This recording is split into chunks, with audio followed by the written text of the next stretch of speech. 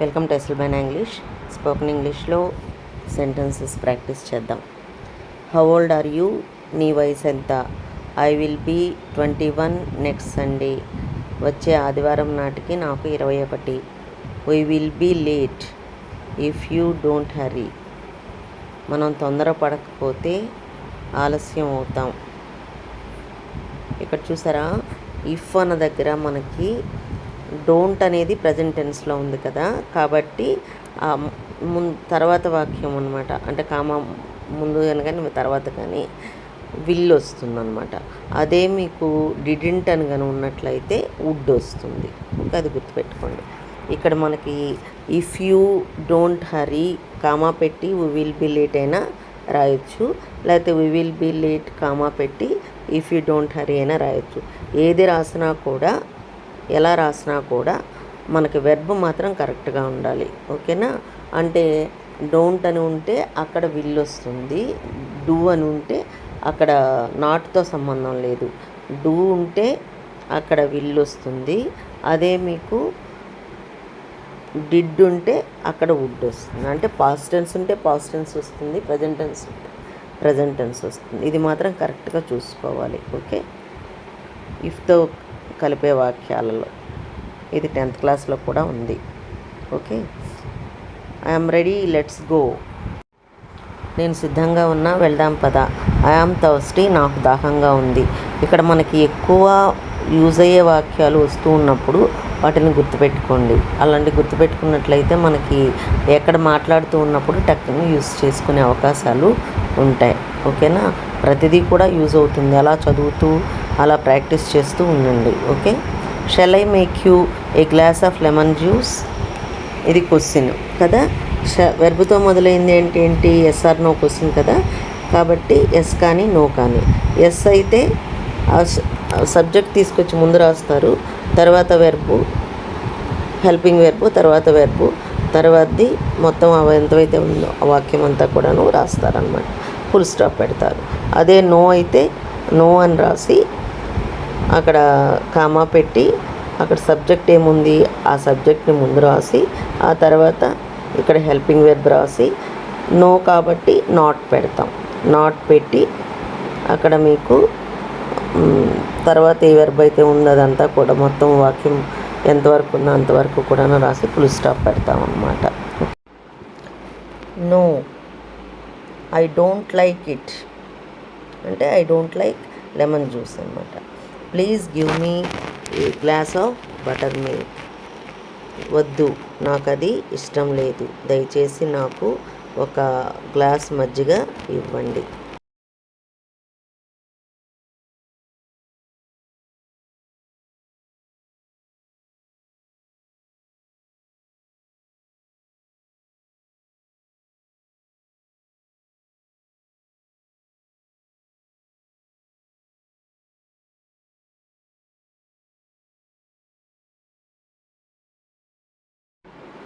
Don't say anything to my dad about this incident. If he knows, he will get angry. ఈ సంఘటన గురించి మా నాన్నగారికి ఏమీ చెప్పవద్దు, ఆయన కోపగించుకుంటారు. ఇక్కడ చూసారా, if he knows present tense ఉంది కదా, ప్రజెంట్ టెన్స్ ఉంది కాబట్టి తర్వాత ఏమొచ్చింది?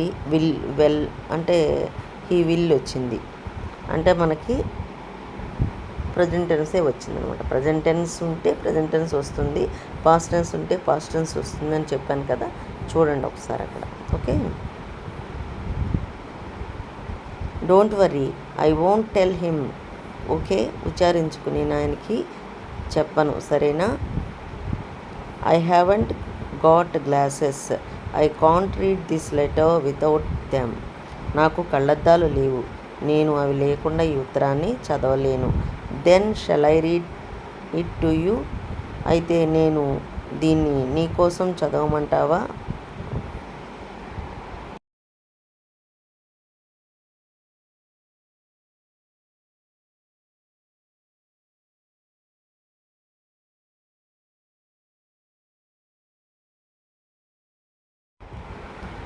ఓకే, గో ఆన్, అలాగే చదవండి. గో ఆన్ అంటే కంటిన్యూ అనమాట. ఆన్ అని రాస్తే కంటిన్యూ అని చెప్పాను. వెర్బ్ పక్కన ఆన్ అని రాస్తే కంటిన్యూ, ఆ యాక్షన్ కంటిన్యూ చేయడం అన్నమాట. It is a bit cold in here. It is isn't it. ఇక్కడ కొద్దిగా చలిగా ఉంది, అవును కదా. Yes. Shall I close all the windows. అవును, నేను కిటికీలన్నీ మూసేదా. ఓకే, అలాగే. I can't hear the TV properly. నాకు టీవీ సక్రమంగా వినిపించడం లేదు. Shall I turn it up a bit. నేను దాన్ని కొద్దిగా పెంచేదా. Shall I turn it up a bit. Shall I turn it up a bit. A bit అంటే కొద్దిగా. Shall I turn it up అంటే కొద్దిగా పెంచేదా. Shall I turn. Shall I అంటే చేసేదా. షల్ ఐ రీడ్ చదివేదా. షల్ ఐ గో టు సినిమాకి వెళ్ళేదా. అలాగనమాట. ఓకే, అలాగే మనం యూజ్ చేసుకోవచ్చు. ఓకే, అలాగే. I think all the rooms are dirty and oily. గదులన్నీ మురికిగా మరియు జిడ్డుగా ఉన్నాయనుకుంటాను. అవునా అనడానికి ఆర్దే ఉన్నాయా.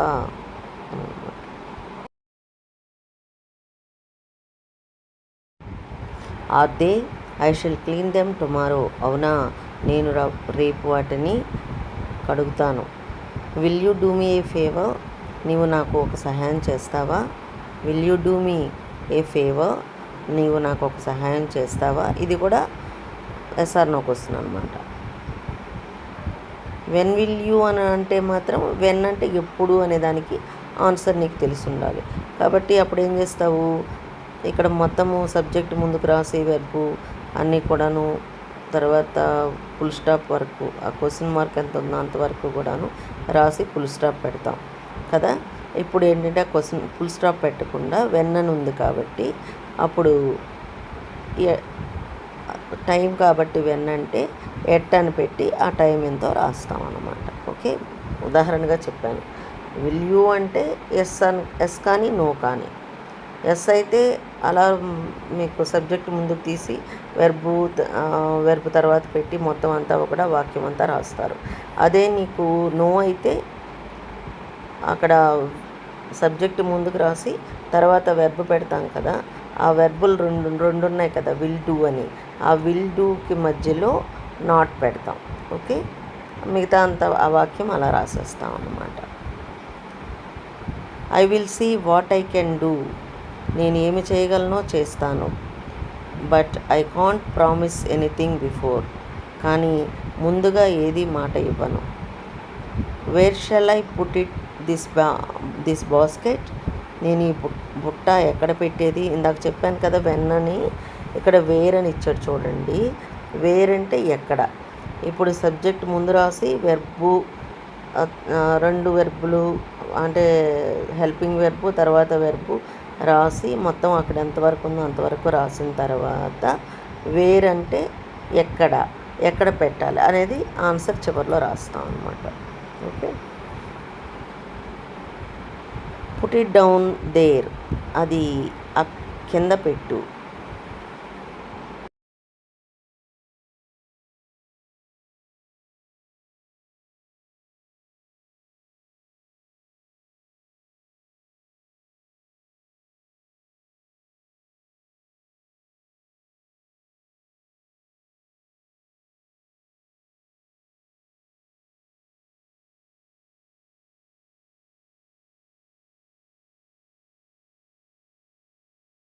Mummy, I haven't got enough clothes to last this week. అమ్మ, నాకు ఈ వారమంతా గడపడానికి తగినన్ని బట్టలు లేవు. Then I will get 2 more pairs washed for you. అయితే నేను నీకు 2 జతలు ఉతికిస్తాను. Don't ask me to do it. I have got enough problems as it is. ఆ పని చేయమని నన్ను అడగవద్దు, నాకున్న సమస్యలు నాకున్నాయి. Sorry, I will ask someone else. క్షమించండి, నేను ఇంకెవరినైనా అడుగుతాను. Is the water hot enough at. నీళ్ళు ఇంకా వేడి కాలేదా. Is the water hot enough at. At అంటే ఇంకా అన్నమాట, ఇంకా వేడి కాలేదా? ఎక్కడైనా అర్థం కాకపోతే మరొకసారి జాగ్రత్తగా పెట్టుకొని వీడియో అంతా విని నీట్గా ప్రాక్టీస్ చేయండి. ఓకేనా? Okay, all the best.